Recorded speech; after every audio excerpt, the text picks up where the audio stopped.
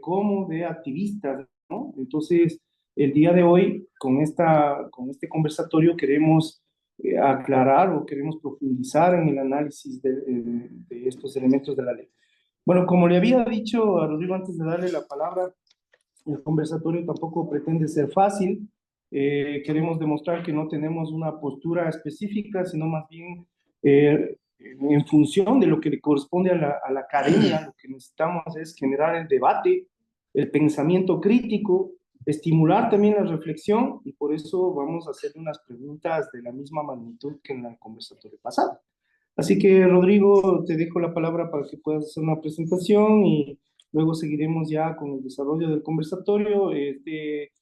Puede intervenir Flavio el momento que quiera, interrumpir, tiene sus preguntas también, y vamos a ir haciendo una pregunta de apertura, que la voy a hacer yo. Entonces, Rodrigo, tienes la palabra en este momento y luego continuamos. La pregunta es... ¿Empezamos ya? Sí, yo estoy listo. Sí, muchísimas gracias por la invitación y presto a recibir cualquier inquietud y subsanarla. Bueno, nosotros hemos estado revisando documentos, pero también intervenciones que tú has tenido en diferentes ámbitos, ¿no? Hemos visto tu participación en la asamblea, en medios de comunicación. Veo que en los medios de comunicación se ha abordado algunos aspectos del tema de la ley, pero siempre, en todos los casos, se ha concentrado únicamente en el tema de la aplicabilidad. Lo que nos llama la atención a nosotros es que la discusión primera que se tiene es cuán aplicable sea la ley y a quién va a afectar. Pero realmente no se ha contemplado o no se ha discutido, no se ha profundizado en analizar elementos de su pertinencia. Y aquí va la primera pregunta. En Ecuador no se necesita una ley de bienestar animal, no hace falta, como estamos bien. Estamos exentos del maltrato animal aquí en este país, o sea, somos un referente del manejo animal, del bienestar animal, para que no haya necesidad de plantearse ninguna ley, Rodrigo. A ver, comencemos por ahí y no. Definitivamente el tema de la interrelación del humano con el animal desde los últimos, hablemos de unos 12, 15 mil años, de cuando comienza la domesticación, ha ido evolucionando en el tiempo. El ser humano primeramente comienza como carroñero, comiéndose las entrañas de los animales que dejaban los grandes felinos. Luego comenzamos a ser recolectores, pasamos a ser cazadores, y como lo dice, hay un post de redes sociales donde aparece en las cuevas el humano cazando al animal para alimentarse. Dice justamente, en ninguna de las cuevas se ha visto alguien comiéndose una ensalada. Hemos sido carnívoros por excelencia y en términos generales somos omnívoros. ¿Ya? Esos somos los seres humanos en nuestra esencia natural. Creo que es un tema que tenemos que tenerlo en claro. Primer punto. Ahora, como yo decía, el tema de la interrelación humano-animal ha venido evolucionando en el tiempo. Se han ido identificando conceptos de maltrato y se han ido evolucionando a tal nivel que hace varios años ya se hablan de las libertades, actualmente los dominios del bienestar animal, poder hablar de que estén libres de hambre, de sed, de temor. Todo este tipo de cosas han ido evolucionando en el tiempo, ¿ya? Y debemos reconocer, y es un cuadro que estaba revisando hace unos minutos con Lenin justamente, es el cuadro de los niveles del bienestar. Un animal que está en condiciones naturales va a tener que buscar la comida, va a tener que buscar la bebida, va a tener niveles de estrés más elevados que los animales que muchas veces están bajo el cuidado de los humanos. Y estamos hablando fundamentalmente, cuando hablamos de las libertades, hablamos principalmente de los animales domesticados destinados a la producción y consumo. Rara vez estamos hablando de las libertades en los perros, en los gatos, son animales de compañía. Tenemos el caso de los animales de trabajo u oficio, que también la ley los determina claramente. Y tenemos, como decía, los animales de consumo destinados a la producción, industria. Hay un rubro que es uno de los que más me apasionó y precisamente trabajábamos con un profesor de aquí de la San Francisco, ya está afuera haciendo su doctorado, los animales de experimentación. Es un tema sensible, es un tema polémico, pero es un tema que ha permitido, a través de la experimentación con protocolos extremadamente estrictos en esos animales, poder generar vacunas, poder generar medicamentos, poder probarlos previo, probarlos ante humanos. Y más bien, con todo el respeto a la ciencia, el debate que hay sobre las vacunas que no fueron probadas en los protocolos habituales con respecto al COVID, más bien estamos viendo las repercusiones negativas de esos productos que no fueron probados previamente. Adicionalmente, tenemos todo lo que es fauna acuática. La fauna acuática es en esencia silvestre, sea esta marina o no. La trucha es un animal silvestre, esté en una piscina o esté en un río. Lo mismo el atún, el dorado, la raya, el pulpo, etcétera. Y hay el otro rubro de animales, que era uno de los temas que tú justamente lo planteabas en el debate anterior, o en el conversatorio anterior, era qué pasa con los animales denominados sinantrópicos. Todos estos animales que se acostumbraron a vivir en las zonas urbanas consolidadas, pero que no tienen un beneficio, más bien son un perjuicio. El día de hoy aparece la noticia de que una rata, no sabemos qué enfermedades puede cargar la rata, la principal portadora de rabia, ha mordido a una paciente dentro de un hospital. Y cuando revisábamos el texto de la ley en términos de prohibiciones generales te decía eliminación masiva de animales, envenenamiento masivo de animales, sin ninguna coma de exceptuar nada. Y cuando hablamos que si eso está prohibido, obviamente está prohibido la fumigación para los mosquitos que contagian dengue, obviamente está prohibido el control de la plaga de ratas, obviamente está prohibido el control de cucarachas, que tanto problema tienen los restaurantes ahora que están apareciendo las noticias del ARCSA clausurando locales. O sea, hay que entender a los animales en sus distintas dimensiones.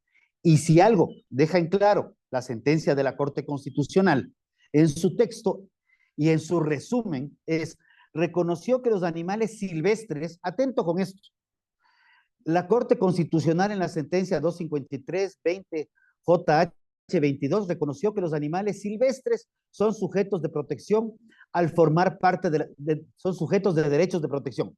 No quiero equivocarme en esa parte. Sujetos de protección al formar parte de la naturaleza.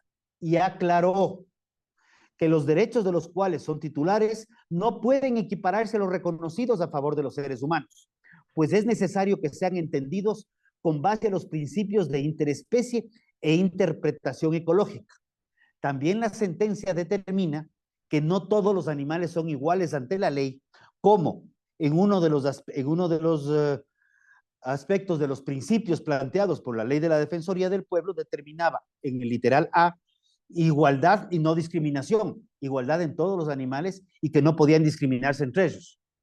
Interés superior del animal, o sea, orientado a satisfacer el ejercicio efectivo de los derechos de los animales no humanos.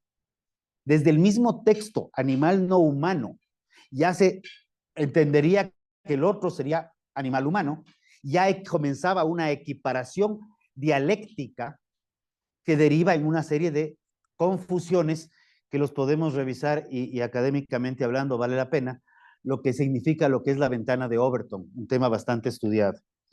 Luego hablamos del principio pro animalium. La Corte reconoció que no son iguales los derechos, pero el principio pro animalium dice, cuando la autoridad esté frente a una decisión del mecanismo de protección animal propuesto, deberá preferir aquella medida que busque proteger a los animales. Indubio pro natura, mismo principio.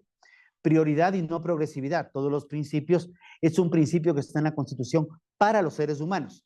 La Constitución del 2008, si bien reconoce a la naturaleza como sujeto de derechos, también reconoce al ser humano como principio y fin, y es una Constitución hecha por humanos para humanos. No sé si contesté. Te faltó explicar, ¿el Ecuador necesita o no una ley de biodiversidad? Ahora, gracias. El Ecuador ha ido construyendo normativa en el tiempo, ¿ya? Se construyó la normativa del Código Orgánico de Ambiente. El Código Orgánico de Ambiente sale de una línea donde se recogen algunos aspectos de la Ley Orgánica de Bienestar Animal, presentada a la Asamblea en el 2015, si no me falla la memoria, ¿ya? Ahí plantean el artículo entre el 139 al 147, plantean un concepto que ha sido muy distorsionador y muy mal utilizado. Cuando nosotros hablamos del concepto de fauna urbana, recogido en el Código de Ambiente, cuando hablamos de fauna urbana, y esto es un tema de charlas que he dado tanto en la Universidad de San Francisco como en la UDLA, como ante sociedad civil, como en la Universidad Central, yo entro y pregunto qué es fauna urbana. Y pregunto, tú, veterinaria, ¿qué es fauna urbana? ¿Qué es fauna urbana? Es la pregunta. Perdón que haga una... rompa un poco el esquema. ¿Por qué es importante esto? O sea, la fauna urbana está dentro de, o sea, conforma dentro de una ciudad. ¿Ya? Ajá. Entonces ahí están perros, gatos ¿Ya? y también se encuentran algunos pequeños animales como gallinas, conejos. Ya. Perfecto. Cuando nosotros estamos hablando de fauna urbana, de acuerdo al Código del Ambiente, hablamos de animales de compañía, ¿ya? Perros, gatos, donde también tenemos el problema de los perros abandonados, los perros maltratados y los perros y gatos lamentablemente humanizados. O sea, probablemente una de las peores formas de maltrato sobre la cual nadie quiere hablar. Segundo, animales de trabajo u oficio. Tenemos los caballos que utiliza la policía, tenemos los perros que utiliza la guardianía, etc. Curiosamente incluyen ahí a los animales destinados a consumo e industria, que naturalmente no están en zonas urbanas consolidadas, están en la ruralidad. También están los animales y así lo determina el código, los animales de entretenimiento. Entonces comenzamos a ver esta chanfaina, si queremos, de conceptos, donde permite generar unas antinomias jurídicas entre lo que es el Código de Ambiente, que principalmente y fundamentalmente protege fauna silvestre, versus la Ley Orgánica de Sanidad Agropecuaria, que es la que se hace cargo de todo lo que tiene que ver con animales de trabajo u oficio, animales destinados a consumo y producción, ¿ya? Y ahí comenzamos a tener discrepancias jurídicas. Y ya el Procurador General del Estado se pronunció aclarando y definiendo que los gobiernos autónomos descentralizados, por un mal concepto de fauna urbana, no tienen competencias sobre los animales destinados a la producción. Que eso es importantísimo tener en claro. Entonces, ¿hacía falta esta ley? No, definitivamente yo no creo que hacía falta. Creo que sí hacía falta una organización entre las distintas autoridades e instancias de gobierno coordinadas a través del Consejo Nacional de Competencias para definir quién se hace cargo de lo que es fauna urbana, quién se hace fauna urbana entendiendo animales de compañía, quién se hace cargo de animales de trabajo u oficio, quién tiene las competencias sobre animales de producción, quién tiene las competencias sobre fauna acuática, que ese es un tema importantísimo, que actualmente es el Ministerio de la Producción a través del Viceministerio de Pesca y el Instituto Nacional de Pesca. ¿Quién se hace cargo de los animales sinantrópicos? Porque tenemos animales sinantrópicos que viven en zonas urbanas, como podría calificarse, yo creo que las iguanas del Parque Seminario, o ciertos otros animales que no necesariamente transmiten enfermedades y los que hay que controlar. Pero hay un paréntesis, aquí yo sí que hago un paréntesis. Cuando se elabora el proyecto de ley por parte de la Defensoría, no se considera estas leyes que yo menciono, como la Ley Orgánica de Sanidad Agropecuaria. Ni siquiera la mencionan, parece como que no existiera. Y se olvidan de un pequeño detalle. La Universidad de San Francisco tiene un centro de investigación y estudios en la isla San Cristóbal, en Galápagos. Los animales, lobos marinos, iguanas de tierra, iguanas de agua, piqueros, son animales que están viviendo en las zonas urbanas también y que son animales de fauna silvestre protegida, que están interactuando de alguna manera como animales sinantrópicos en su concepto, ya que viven en zonas urbanas. De hecho, duermen en las barcazas y duermen en los muelles. Ese era otro tema que tampoco se olvidaron, que tampoco consideraron.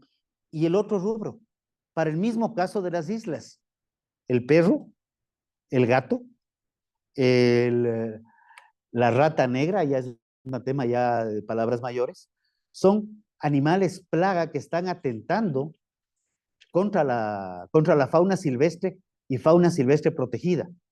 La misma situación que tenemos en el continente con lo que son los perros ferales, los cuales hay un amplio debate de cuál es la forma de control de un perro feral, porque para no irnos muy lejos al Parque Nacional Cotopaxi o a las zonas de Antizana, el Parque Metropolitano tiene un par de jaurías de perros ferales, que pobre de quien se las encuentren porque atacan a los humanos, ¿no? No solamente atacan fauna silvestre, fauna doméstica, sino también atacan al ser humano. Y cuando esos animales tienen que ser controlados, ¿cómo lo hacemos? Son temas que también tendrían que haber estado considerados. Bueno, todavía no hemos respondido si hace falta o no una ley Lo de dije, bienestar animal. lo dije, no hace falta No una hace ley, hace falta una organización, ya que una organización de leyes y competencias de gobierno, porque la misma ley orgánica de sanidad agropecuaria, a través de agrocalidad, que a su vez, perdón que sea repetitivo, es el representante del Ecuador ante la Organización Mundial de Salud Animal, tiene que ver con temas de bienestar animal. Y eso ya, al ser un convenio internacional del Ecuador, del cual el Ecuador es suscriptor, está por sobre las leyes orgánicas, ligeramente por debajo de la Constitución. Entonces, si ya tenemos una normativa vía convenio internacional y tenemos normativa vigente, ¿para qué queríamos otra ley más? Tú has hecho referencia a dos cosas que voy a explicar rápidamente. La una es de la fauna sinantrópica y la fauna urbana que le preguntaste a Flavio. Yo te voy a ayudar con un par de elementos que no se consideraron. Animales que viven en el espacio urbano y que pueden ser considerados plagas también son las ratas y las palomas, eh, que viven en el espacio urbano, ¿no? Y que pueden ser transmisores de enfermedades. Claro. Pero bueno, o sea, tomemos en cuenta lo que dices, porque yo, como profesional que trabaja también con las normas de la Organización Mundial de Sanidad Animal, conozco bastante de cerca lo que se promueve en el ámbito internacional y lo que se ha intentado aterrizar en el Ecuador. Y aquí yo te tengo varias preguntas que sí pueden ser un poco polémicas. Yo sé que no te corresponde a ti probablemente hablar a nombre de otras instituciones, Hijo. pero con los elementos que tú planteas, deben estar basados justamente en esto que has expuesto. Y yo te pregunto algunas cosas. Primero, esta ley, la que dices de sanidad animal que hay en el Ecuador, te voy a decir lo mismo que le pregunté a la entrevistada anterior. ¿Ha sido discutida en la sociedad civil o se ha tratado en espacios pequeños donde han participado algunos representantes de ciertos gremios? ¿Se ha discutido suficientemente de eso? Porque si no es así, estaríamos cayendo en lo mismo que estamos criticando del otro grupo. Es la primera cosa. La segunda cosa es que, ¿qué podemos decir de la aplicabilidad de las leyes que acabas de mencionar que están a cargo de agrocalidad? Yo quisiera que me expliques o con ejemplos, ¿cuáles, por ejemplo, han sido las acciones que ha hecho agrocalidad para poder ejecutar una ley de bienestar animal aquí? ¿Qué ha hecho que algún proyecto que podamos enterarnos desde la academia que esté funcionando y que han resultado en el ámbito productivo o en el ámbito que le compete a agrocalidad? Vamos a ver. A ver, Ley Orgánica de Sanidad Agropecuaria se aprobó muy rápidamente en el mayo del 2017, si no me falla la memoria, con la Ley Orgánica de Semillas y Agrobiodiversidad, ¿ya? Las leyes fueron poco discutidas en términos reales, al igual que, perdón, pero este tema es un tema de procedimiento que estamos teniendo.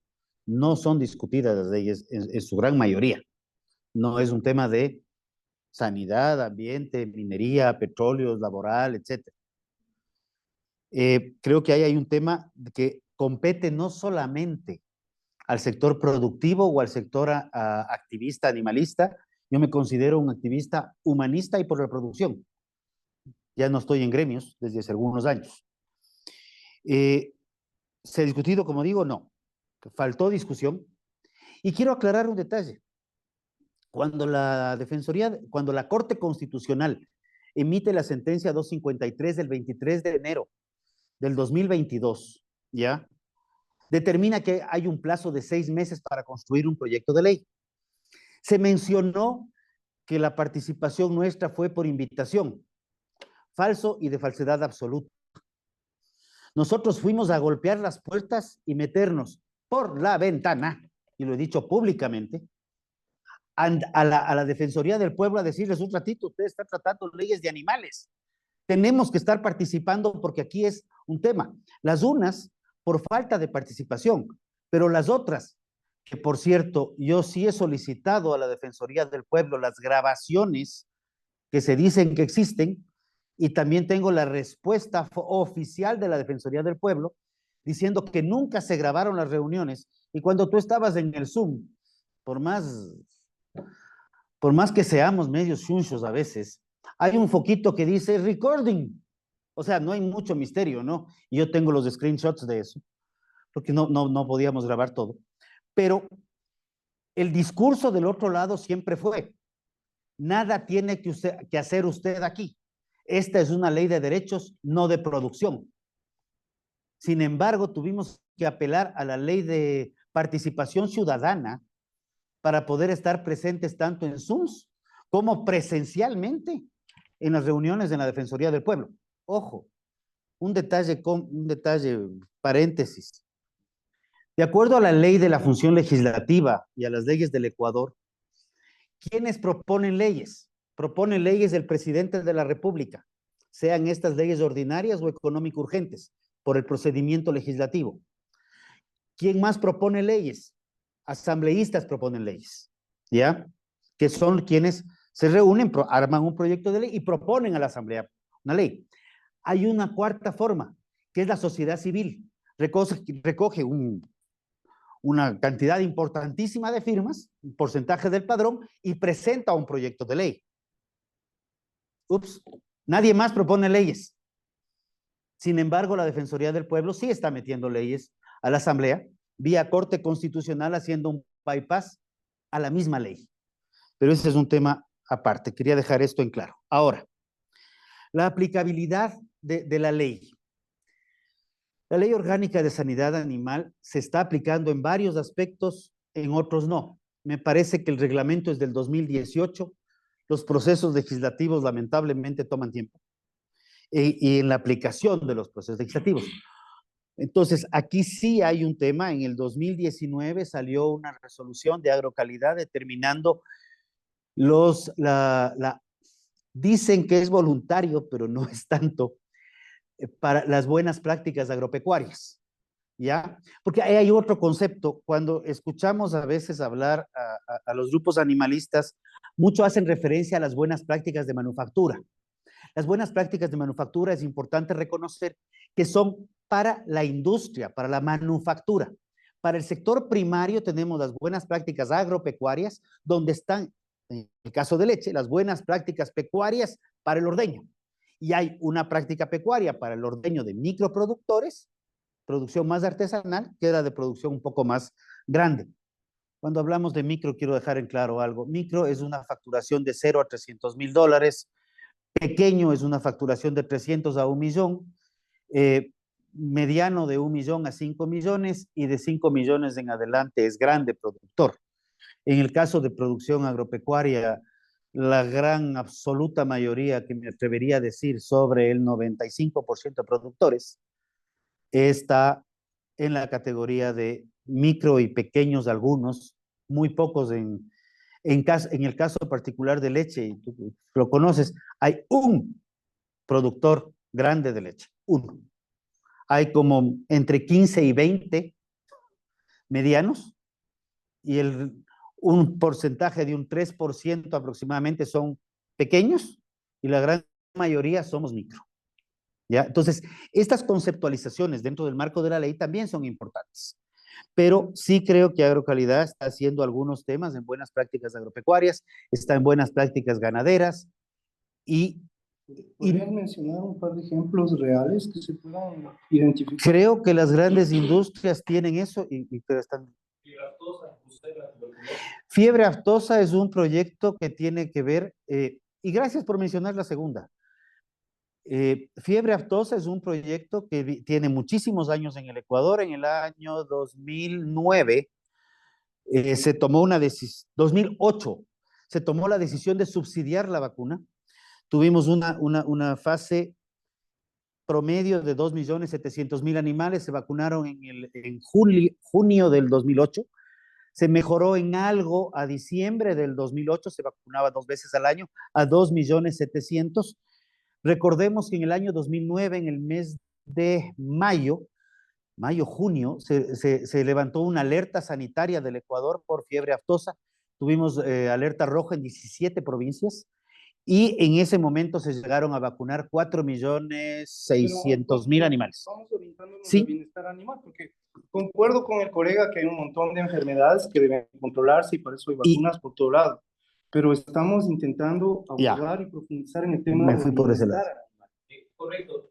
Rodrigo tiene la misma edad que yo, estamos de los 50 años. Yo traté, porque nosotros teníamos un predio, ¿no es cierto?, agropecuario en la zona de Tandati, en los 80, y nosotros tratamos animales que tenían, que sufrieron la enfermedad. Cuando ves el tema del desprendimiento de mucosas, amilotenema, fosas nasales, es un tema que hay una afectación al bienestar animal. Como cualquier cosa, como el incendio, como lo que sea, pero no se refiere a lo que se discute ahora en la LOA, que es el motivo de esta reunión. El asunto, Rodrigo, concuerdo contigo, y es muy loable el tema de la lactosa, pero también no dejen claro ciertas cosas. Primero, yo no conozco y no has podido mencionar un par de proyectos de bienestar animal en los cuales la autoridad esté dando seguimiento y cumplimiento. Y ahora yo quiero referirme y ya te voy a, sí tengo uno. Quiero referirme a un tema, con el tiempo que te tomaste tú para mencionar esto, también a un tema que me parece importante mencionarlo con respecto a eso. En el Ecuador, el 75% de los productores agropecuarios son productores, tienen menos de 10 vacas. 75%, menos de 10 vacas. Yo quiero preguntarte ahí si en todas estas discusiones de las leyes que estás mencionando han estado representando a alguien de ese 75%. Hemos tenido la participación activa. ¿Podrías nombrar a alguien que, por ejemplo, ha estado ahí? Como mencioné, en la gran absoluta mayoría, más del 90% son microproductores y sí han estado, están representantes de centros agrícolas, están representantes, en este momento están representantes de Fe por la Leche, que representan microproductores a nivel nacional, y hago referencia a vacas porque estás hablándome de vacas. Están los diferentes gremios, que por más que yo fui presidente de la Cámara de Agricultura, nosotros en la Cámara de Agricultura teníamos un productor mediano, uno. La gran mayoría eran pequeños, micros y algunos pequeños. Entonces, estos pequeños, inclusive de los de 10 vacas, de alguna manera sí están, y es la gente que más bien tiene problemas justamente porque muchas de estas vacas están siendo pastoreadas en caminos vecinales, que la ley lo prohíbe, están siendo, tienen avicultura de autoconsumo muchas veces o algo de venta, que se faenan tras patio. Tenemos el tema de cerdos que también se faenan tras patio. Entonces, yo sí creo que hay que trabajar en el tema de bienestar animal, pero también entendiendo cuál es la población demográfica, entendiendo la parte, los aspectos demográficos de cómo está la producción, ¿ya? Si vamos a hablar de agricultura familiar campesina, precisamente hoy tuve un taller al respecto. Hablemos de agricultura familiar campesina y entendamos estas dinámicas para ver cómo orientamos. Respondiendo a lo anterior, las buenas prácticas agropecuarias y las buenas prácticas ganaderas se están implementando y dentro de los protocolos de buenas prácticas agropecuarias y ganaderas, precisamente, porque en agropecuaria también están aves, están cerdos, están cuyes, están productos que inclusive están siendo exportados, sí están los protocolos de bienestar animal considerados. Para el colega que intervino hace un momento, te quiero comentar una cosa y no sé si estás al tanto de esto. En el año 2008 se aprobó la ley de control y erradicación de la brucelosis y tuberculosis en el Ecuador.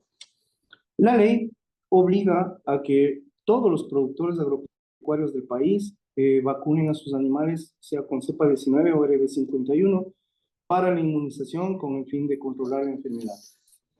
Agrocalidad tiene que exigir un certificado de movilización de la vacuna desde ese año, del 2008 hasta acá. ¿Quién me corrige cuántos años han pasado? ¿Como 18 años? Hasta ahora no sé. Que garantiza que se va a controlar el bienestar animal con las leyes que tú dices. ¿Qué garantiza ante la explicación que nos dieron? Como no cumplen, hagamos otra ley para que se cumpla. El tener más leyes no soluciona los problemas. Más bien, yo sí quiero leer el literal F del informe para primer debate, que hace referencia a esto.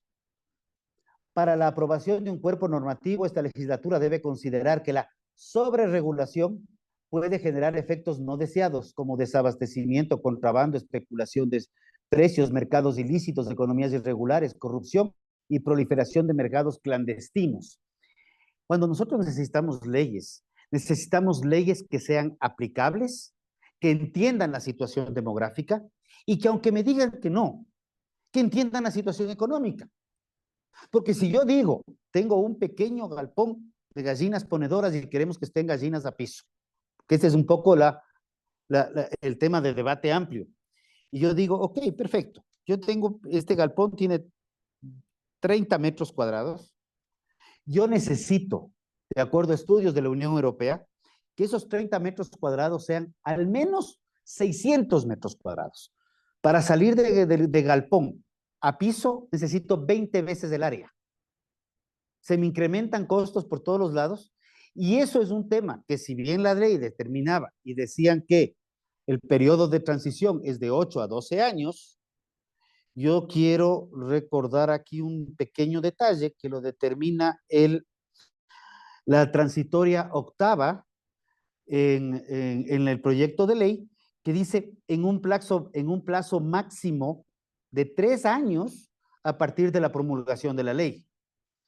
Entonces, yo sí invito, y puedo subir el link, que tengan el proyecto de ley presentado a la Asamblea para que puedan revisar los textos presentados a la Asamblea, que no son los textos que nos dicen que han sido presentados a la Asamblea.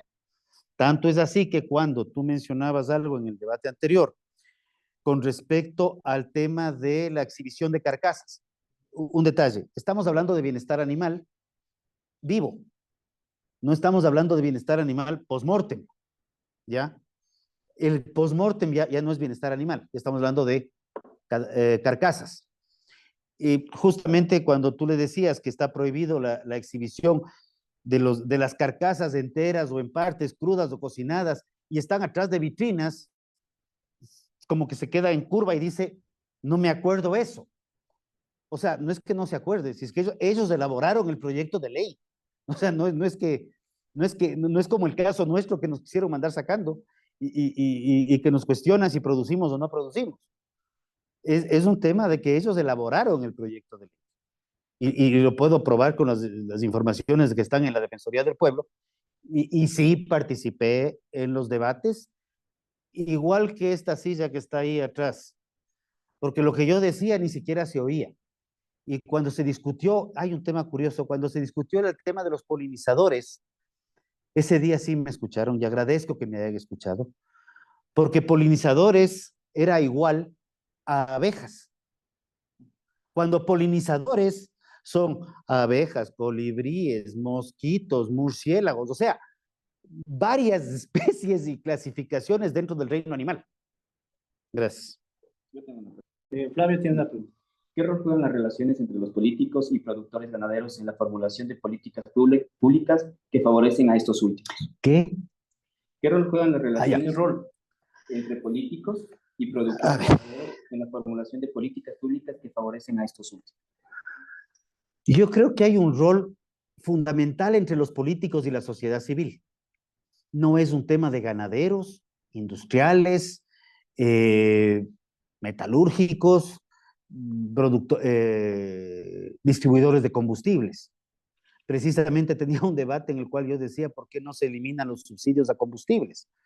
Y justamente es el grupo ambientalista el que defiende los subsidios cuando el combustible fósil barato es la mejor forma de mal utilizar los vehículos, quemar en exceso y generar contaminación.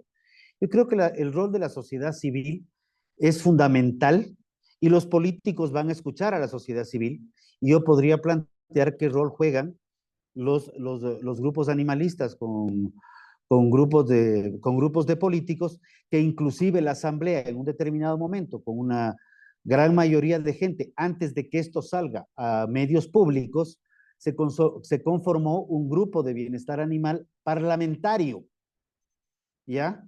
Donde por poco querían pasar esta ley sin ser ni siquiera debatida en el interno y le iban a mandar el informe para primer debate tal cual lo presentado por la Defensoría del Pueblo, que inclusive incumplía la misma sentencia. Y yo sí quisiera darnos un tiempito para hablar de qué tiene el informe para primer debate, que ya está, pero un ratito. Sí, sí, después.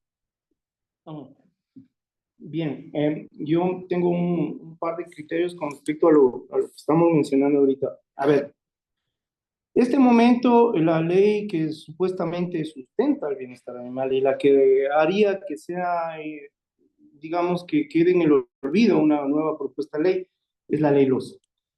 La ley LOSA tiene un pequeño capítulo de bienestar animal en el que se refiere principalmente a la normativa vigente que regule, que es lo que hablamos que no se hace.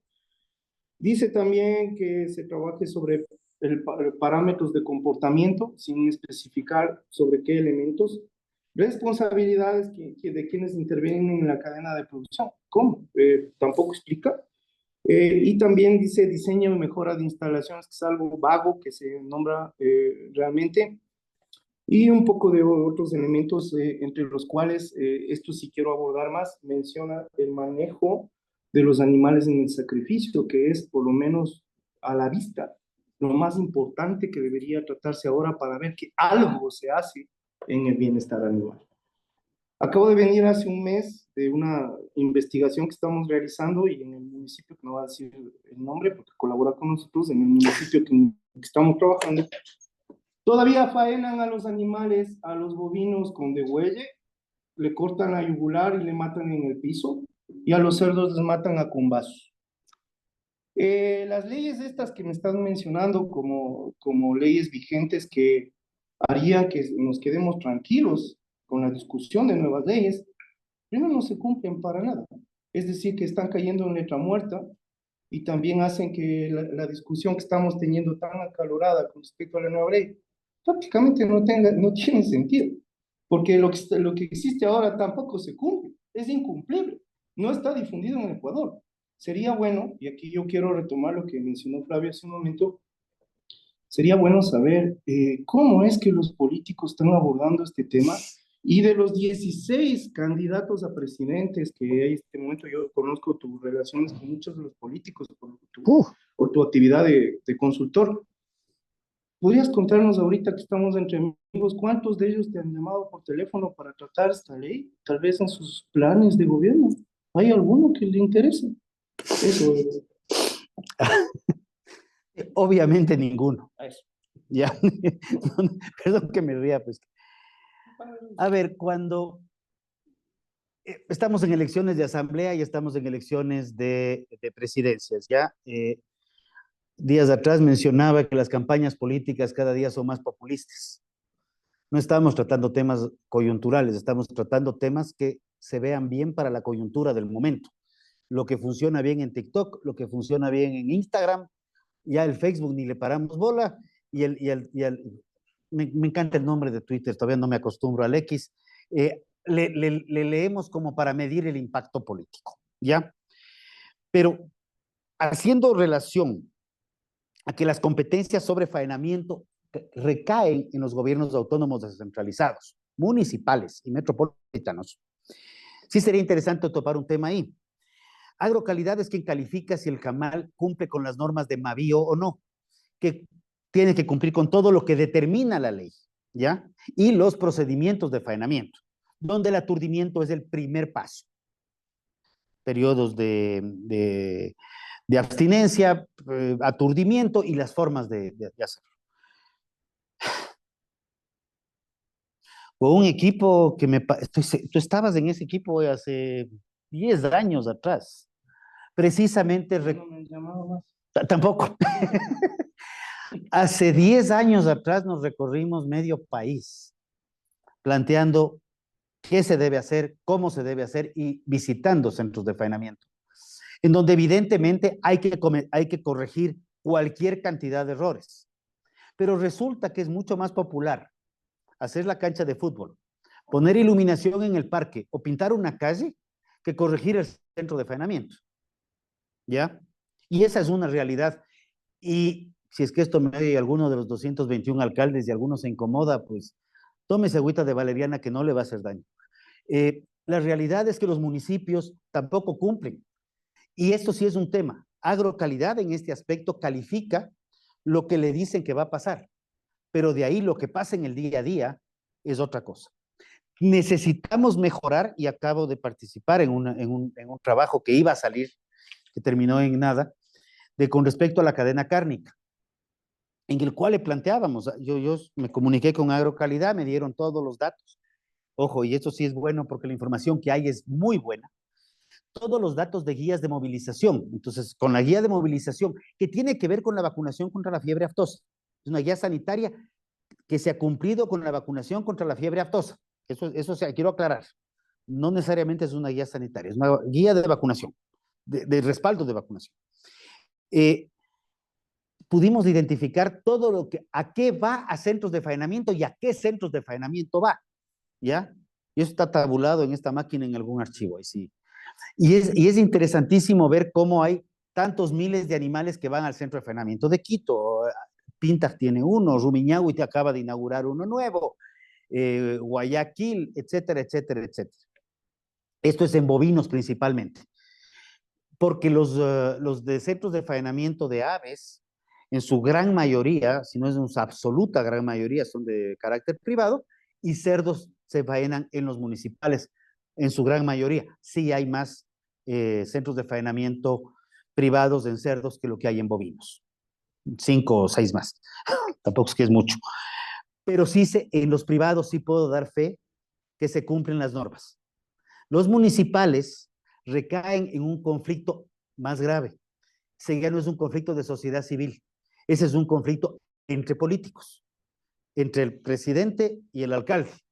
El presidente a través de su ministro de Agricultura y a través de la entidad técnica, con el alcalde de turno y sus entidades adscritas o direcciones internas. ¿Ya? Eso hay que corregir. Eso se necesita corregir en algunos casos. No tengo vergüenza en decirlo, como les dije, agüita de valeriana para los 221 o para el que se sienta afectado, pero son temas que se deben tomar en consideración. Yo tengo otra pregunta. ¿En qué medida los grupos ambientalistas de Ecuador realmente representan una defensa genuina de la naturaleza o salían estratégicamente con ciertos intereses políticos y económicos para avanzar sus propias agendas? Está hablando de ambientalistas. Aclaro esto.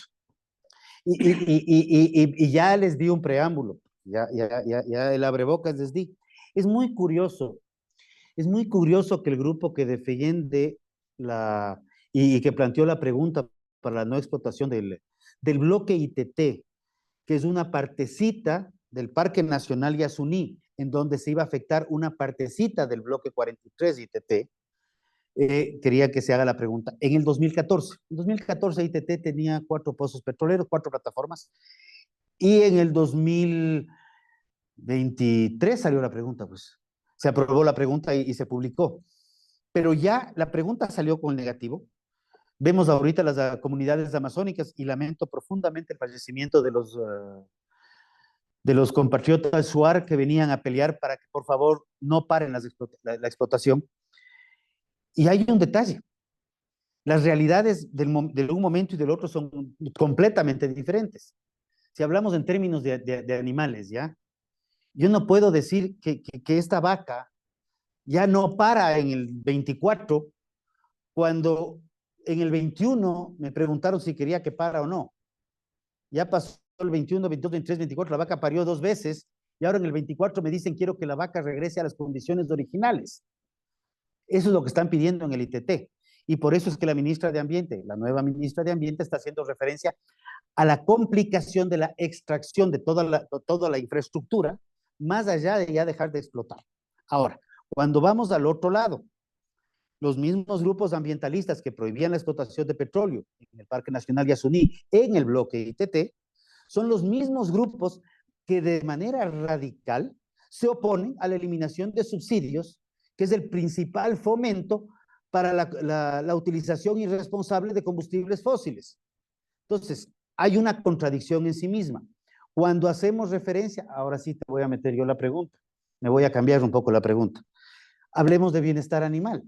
Cuando hablamos de bienestar animal, estamos hablando de gallinas de jaula, gallinas de jaula de baterías. ¿Por qué no estamos hablando de los gatos metidos en estas nuevas cestas transparentes con huecos, cuando el gato es un animal libre por naturaleza? El felino es un animal libre por naturaleza. O estamos hablando de estos perros que comentábamos anteriormente, que les tienen paseando en scooter en dos patas, afectando su estructura ósea, o perritos con zapatos que afectan las felpas de los pies, donde pierden su interrelación con el ambiente. ¿Por qué no estamos hablando de eso? Rodrigo, continuando con el tema. Bueno, cuando hay un argumento, lamentablemente un argumento con ejemplos, siempre puede haber un contraargumento con ejemplos. Claro. Así que contradecir lo que dices de los gatos también se puede hacer fácilmente, por ejemplo, con la sobreexplotación que hay de ciertos animales o con el hacinamiento. Ahora yo te quiero hacer una pregunta que hizo una alumna el día martes y que no sé, ¿hay preguntas en el chat ahorita? Bueno, voy a darle haciendo la pregunta. Dijo, ¿por qué no será tal vez que los ganaderos o los productores, los ganaderos me refiero a todos los productores pecuarios, Gracias.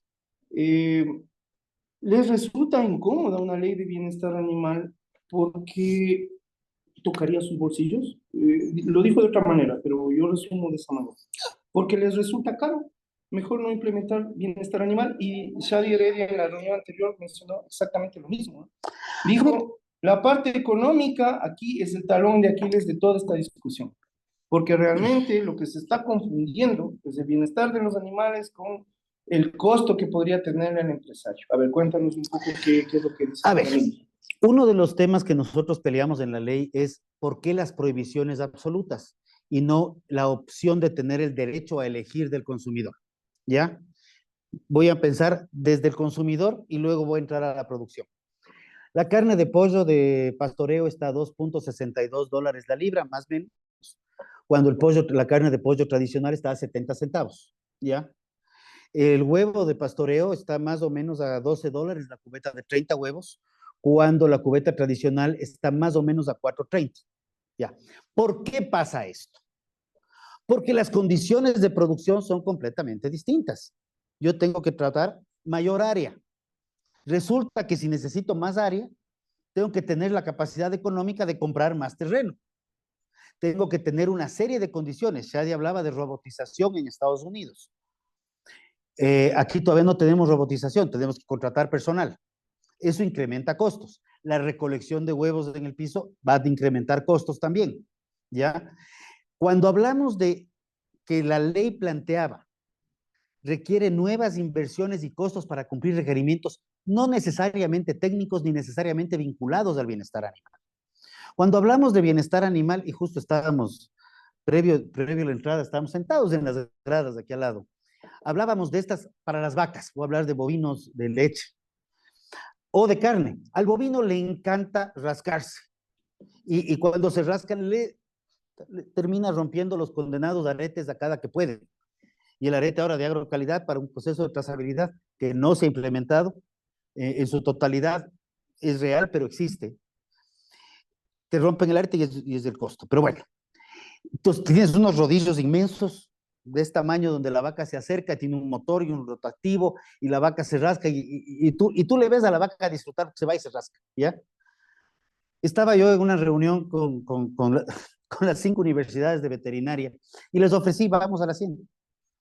Quien quiera, y lo abro aquí en la puerta a los dos lados, la hacienda está abierta para estudiantes que vayan a visitar. Fueron de una universidad que no voy a mencionar el nombre, y me impresionó ver a los estudiantes más asustados que las terneras cuando entraron al potrerillo.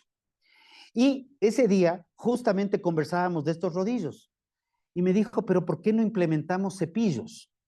Entonces, ¿qué hicimos? Implementamos unos cepillos, me costaron $40, un poco más alto que el trípode del donde está la cámara, y tiene rodeado de cepillos en 3 filas, cepillos de los de escoba, fuertes, porque el cuero de la vaca se rasca más duro. ¿Ya? El primer día las vacas llegaron, se pegaron el susto del siglo, saltaron por poco.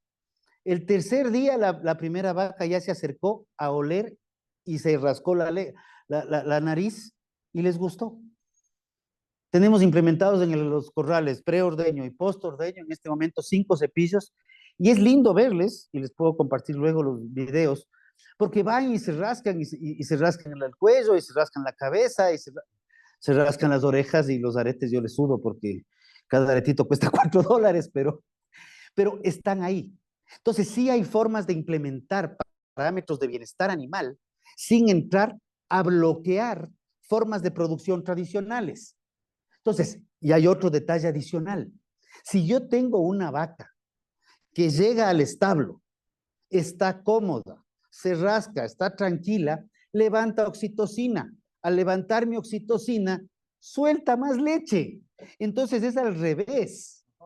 El bienestar animal, bien entendido, es un rédito económico para los productores, porque no hay nada más caro que sostener una vaca enferma.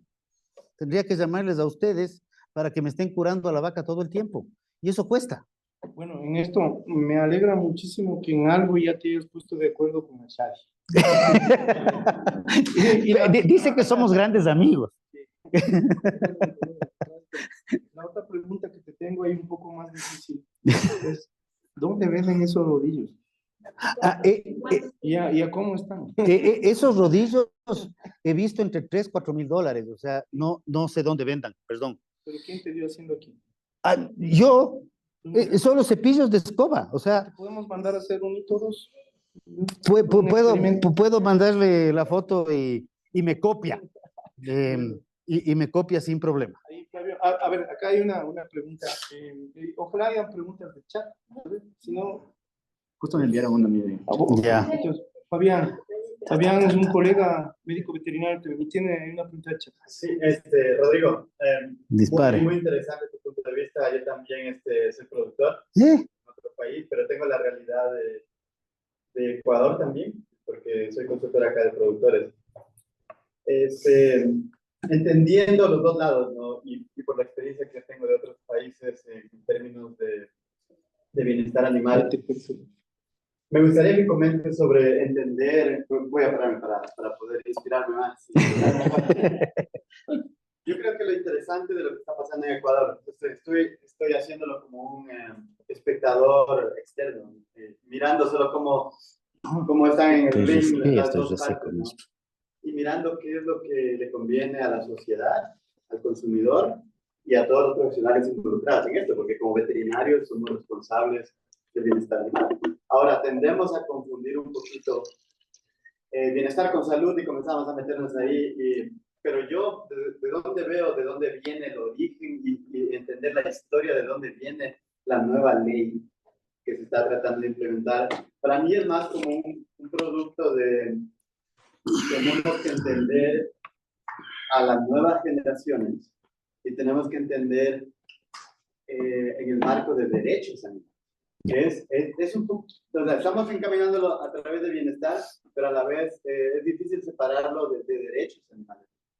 Y en el término de derechos, yo creo que obviamente otras naciones desarrolladas nos llevan a la delantera, pero yo veo que necesitamos trabajar juntos para que esos derechos se cumplan, porque no, hay ciertos aspectos que no son difíciles de cumplir desde el punto de vista de derecho o bienestar, que va un poco mezclado ahí las dos cosas, que van a beneficiar obviamente tanto la calidad de los productos, la salud y también el bienestar humano, porque si tengo animales bien tratados, ese consumidor va a estar feliz de comprar, de consumir, sin necesidad de que me meta a que cambie extremadamente las producciones o a que tenga que hacer. Pero para mí es eso, o sea, ¿cuál es la solución entonces ahora? Estamos aquí parados exponiendo dos puntos. Yo quiero que se haga esto desde un punto, tal vez un poquitín, si miro el lado de los derechos humanos, tal vez un poquitín, entiendo de dónde viene, entiendo qué es lo que quieren lograr para la sociedad con eso, para las nuevas generaciones, y eso es algo que se repite en otros lugares. Probablemente las ideas de esos derechos animales vienen de otros países donde están más desarrolladas esas ideas. Pero veo que también existe mucha falta de información, falta de una de las cosas que me da pena ver en las nuevas generaciones es no entendemos de dónde vienen los alimentos. Creemos que en el Supermax se hacen los huevos, creemos que en el Supermax se hace la chuleta. No le haga propaganda a nadie en particular. No, estoy tratando como de ser neutral y decir, ¿cuál es la solución en este problema? Porque estamos mezclando las cosas, nos estamos yendo a malas interpretaciones. Yo creo que vamos a ganar mucho como sociedad si es que implementamos esta nueva ley, pero tenemos que trabajar juntos para hacerlo. No podemos solo estar en un lado diciendo, sí, los animales tienen derechos, y casi igual que unas personas, pero no tenemos claro los direccionamientos de qué animales y qué derechos, qué cosas. Esa parte no. ¿Cuál es la solución desde tu punto de vista? A ver, rápidamente, primero esta ley evidentemente no viene del Ecuador. El mismo término carcasa no se lo utiliza aquí. El abogado Campaña, Jofre Campaña, en algún momento hablaba de que la sentencia de autoría, y pone eso así tal cual, la sentencia de autoría, entre comillas, de la jueza Teresita Núquez, tiene un estilo y sapiencia muy distante de las sentencias que suelen dictarse en el Ecuador. La terminología que se utiliza viene de fuera, y evidentemente no es coincidencia que esta ley, en su capítulo de pesca, esté discutiéndose en Chile con los peces futbolistas, o en Argentina, la misma ley, o se haya discutido en Colombia hace 2 años y se la haya frenado. Esta ley se la trató hace años atrás en España y Portugal. Se estimó y que precisamente el incremento de costos bordearía el 300% allá, y están las publicaciones tanto de España como de Portugal al respecto. Entonces, esta ley es una copia, evidentemente, en donde se ha probado que no se ha podido replicar, y más bien sí hay una lógica de tendencia de reducción del consumo, no porque la ley prohíba la reducción de consumo de proteína de origen animal, sino porque la ley vuelve prohibitivo el consumo de proteína de origen animal a clases menos favorecidas, cuando hablamos de los huevos de 12 versus el huevo de $4, la cubeta de 30. La misma situación la puedes verificar en los países europeos, donde este tipo de normas se están aplicando, y los costos de los alimentos de origen de proteína animal se han duplicado y triplicado.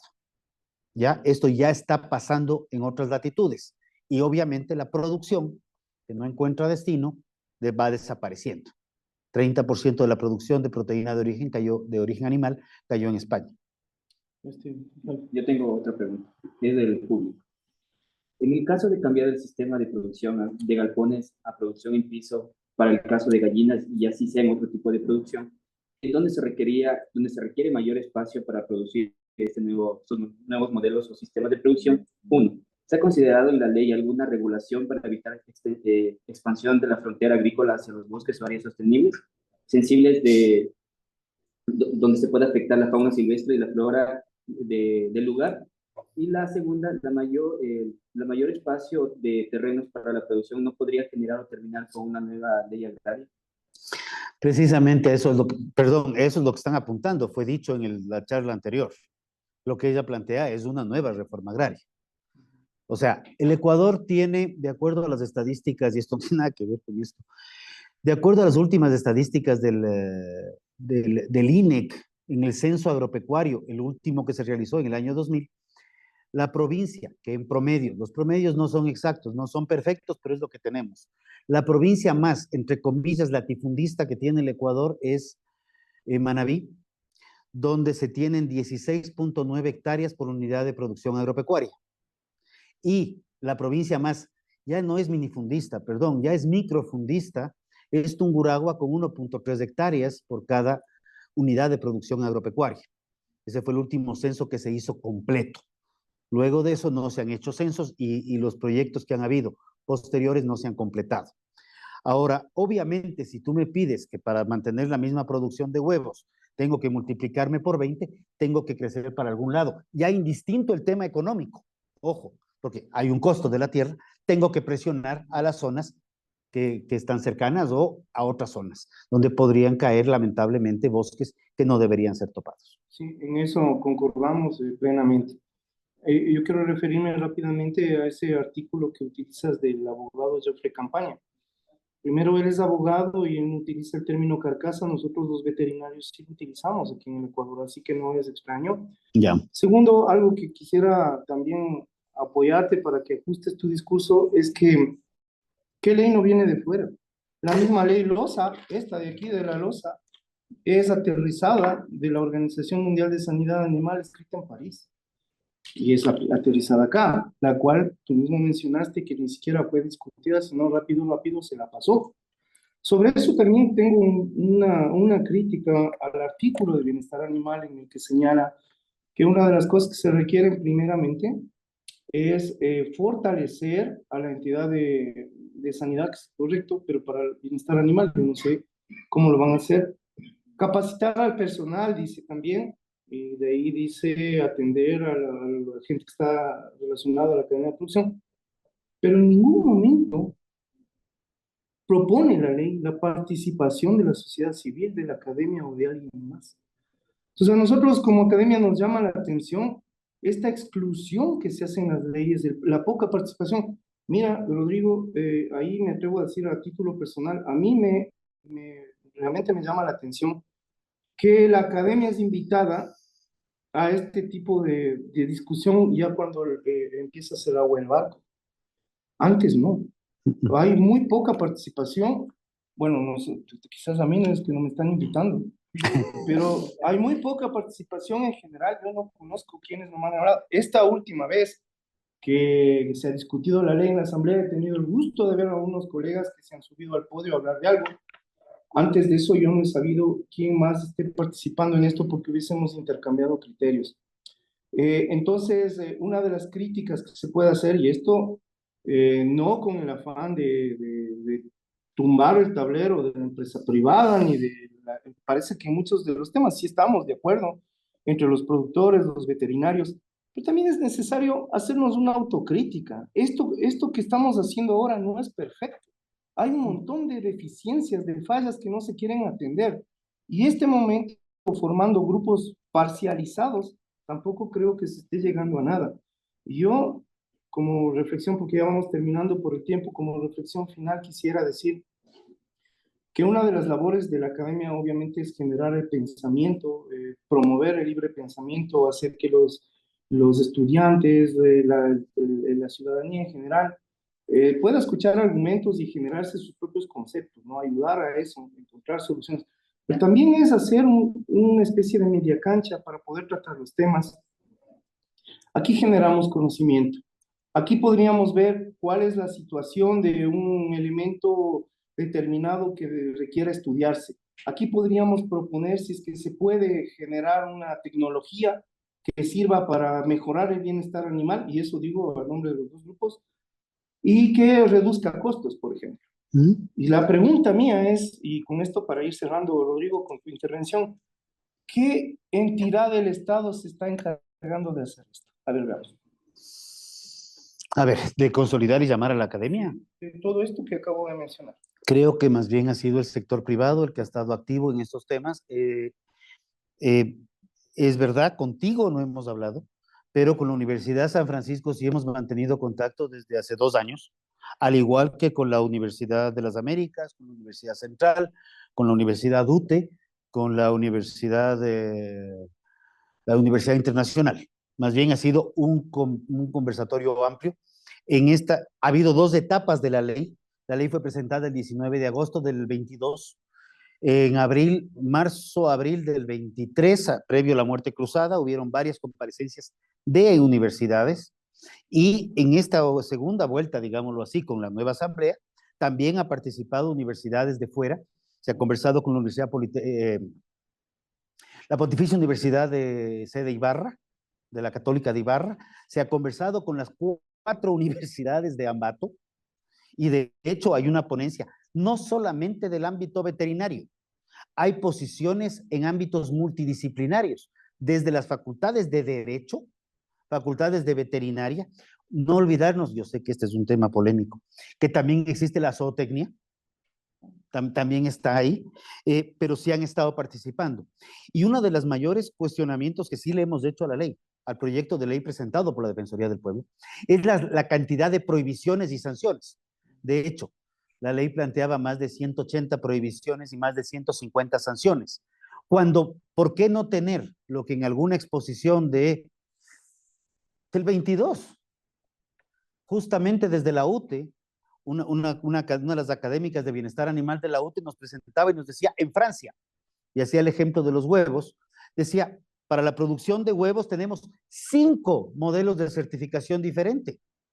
A, B, C, D, E. A, tradicional. B, tiene un plus adicional que si el consumidor lo quiere pagar, tiene un impacto adicional en costo. C, un pitico más. Lo que nos pasa en leche. Leche diferenciada en el Ecuador no tenemos, en términos reales. En Estados Unidos, por dar valores redondos, no exactos, pero el litro de leche de producción tradicional, $1, litro de leche de producción grass-fed, pastoreo, $2, litro de leche de producción orgánica, tiene una certificación, es un procedimiento, hay que cumplir parámetros, está en $4. ¿Ya? Eso sí existe en el mundo entero. Aquí lo que pasa es que esta ley, lo que venía a decirnos, no puede producir de ninguna manera que no sea la que yo impongo. Y ojo, que yo impongo. Y en esa ley se planteaba un comité multidisciplinario, interinstitucional, que era un comité donde había un grupo de humanos que eran los únicos que tenían la potestad y capacidad de entender a los animales y poner obligaciones al resto de humanos. Y estos eran los grupos animalistas. Y eso tampoco está dentro del marco de la ética. No hablemos todavía de leyes. Acá tiene... Yo tengo otra pregunta. Sí, sí. ¿Cómo la imposición de regulaciones estrictas bajo la Ley Orgánica de Protección Animal podría acelerar las migraciones forzadas a las zonas urbanas de los pequeños productores al no proporcionar el soporte necesario para cumplir con las normativas? Es algo muy importante que nadie ha topado. A ver, sí se ha topado. Yo había preparado una presentación, pero ya no es importante. Y ¿y por qué abro la computadora? Porque cuando hay ciertos temas que prefiero leerlos. Ya, cuando se preparan leyes, hay que ver cuáles son los impactos económicos y los análisis de factibilidad financiera, ¿ya? Pues cuando tú dices de los pequeños que se les va a dar, y la propuesta de ley planteaba darles incentivos, apoyos a los pequeños para que migren en 3 años. No hay tal ni 8 ni 12. Transitoria octava. Justo el informe para primer debate decía justamente a lo largo del proyecto de ley no hay ningún análisis de factibilidad financiera, porque además la ley está generando a través de obligaciones a gobierno central, autoridades de gobierno central, a gobiernos autónomos provinciales y a gobiernos autónomos municipales, está generándoles nuevo gasto público. Ministerio de Cultura, Ministerio de Turismo, Ministerio de Ambiente, etcétera, etcétera, etcétera. Al no haber un análisis de factibilidad financiera, el texto, de acuerdo a una sentencia de Corte Constitucional, se volvería ilegal, porque no puedes lanzar una ley que genere gasto sin haberlo presupuestado previamente. Que generar gasto es facilísimo. Yo le pongo pongámosle a la San Francisco, le pongo un pocotón de obligaciones a la universidad y les digo, esto tiene que cumplir para mañana. Y la San Francisco como entidad privada va a coger y va a decir, ok, ya, yo tengo que cumplir esto que me manda una ley, no hay problema. La matrícula pásele de 1 a 5. ¿Qué es lo que pasa en el sector público?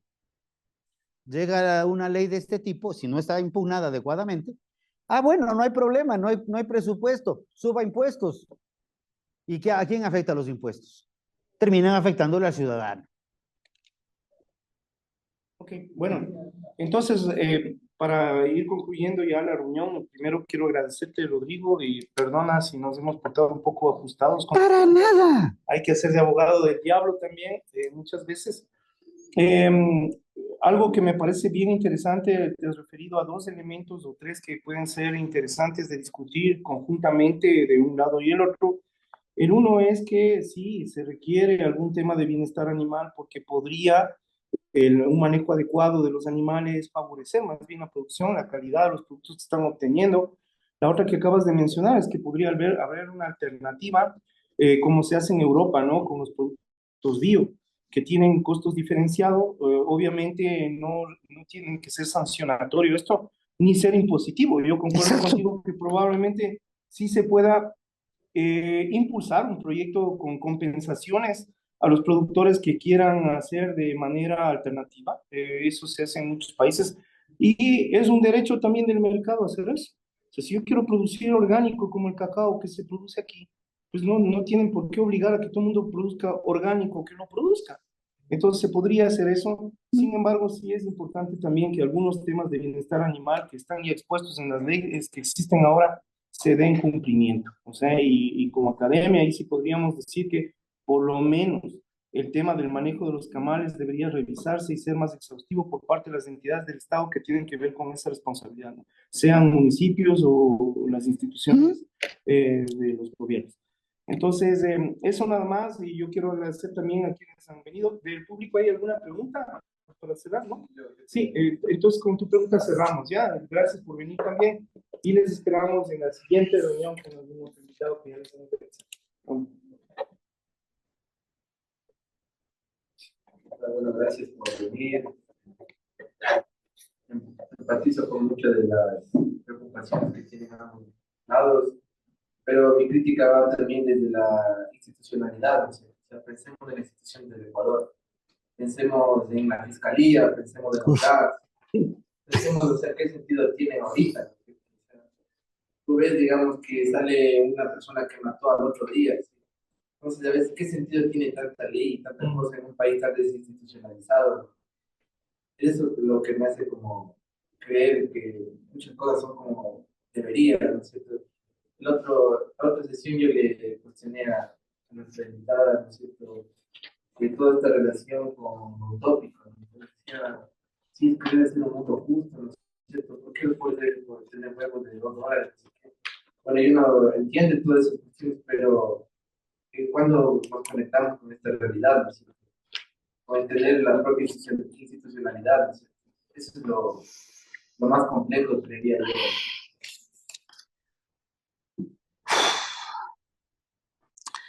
A ver, te has ido por un lado más complejo.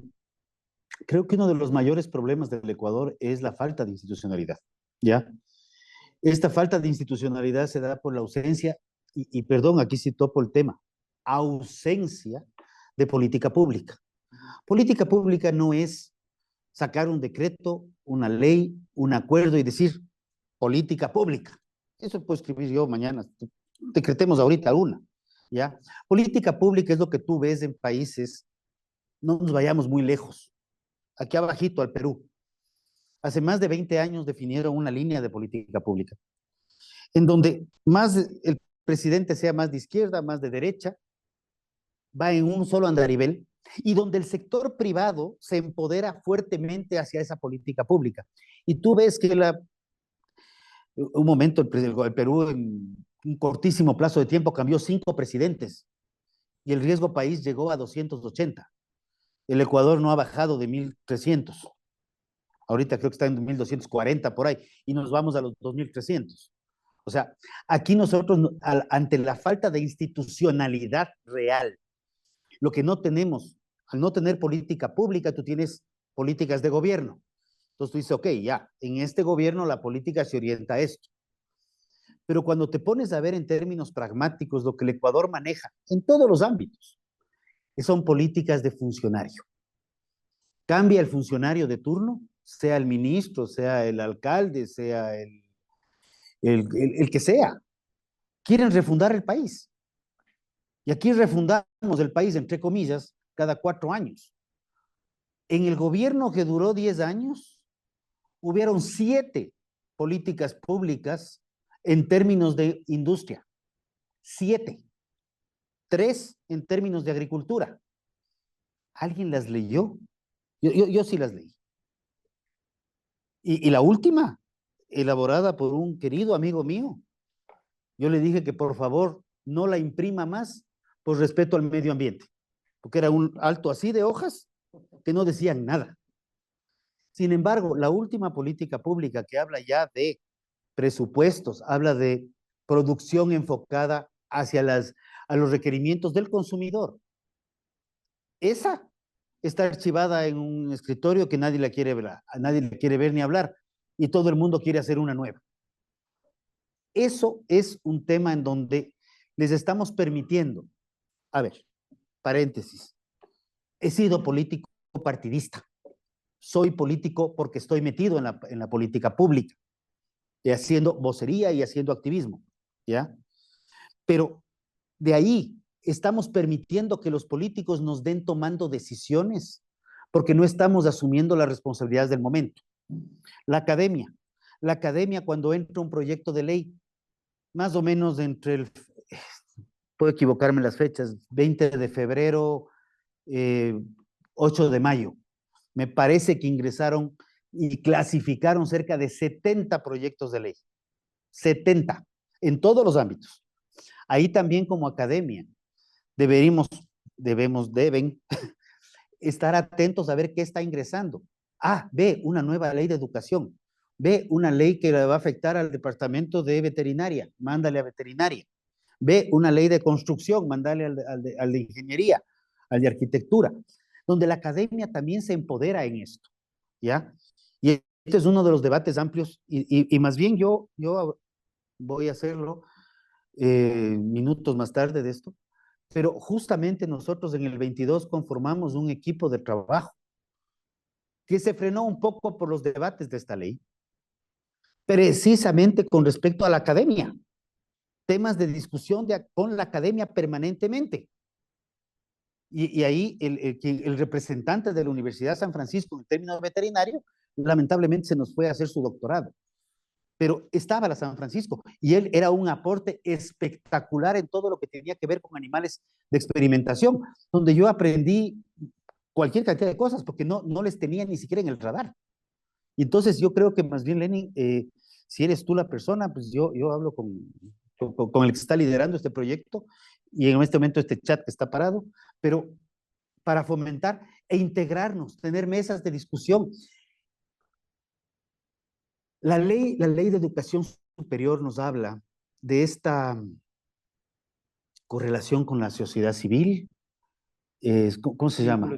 Vinculación con la sociedad civil. Esta vinculación con la sociedad civil tiene que darse. Entonces, aquí sale un proyecto de investigación con respecto a algún tema, ya que se hace una muy buena tesis. Sale laureada con honores. Pero esa tesis muchas veces no se entera nadie del sector privado. Y por otro lado, el sector privado muchas veces está con algún inconveniente que probablemente sea algo muy fácil para sentarse a discutir en un aula y que pueda solucionar problemas productivos en donde la sinergia y la vinculación genere una articulación, porque la vinculación no es solamente yo voy y hacemos 4 cosas, es una articulación y una interrelación conectada de humanos de sociedad civil, empresa privada y humanos de la academia, somos humanos todos, trabajando en beneficio de quienes son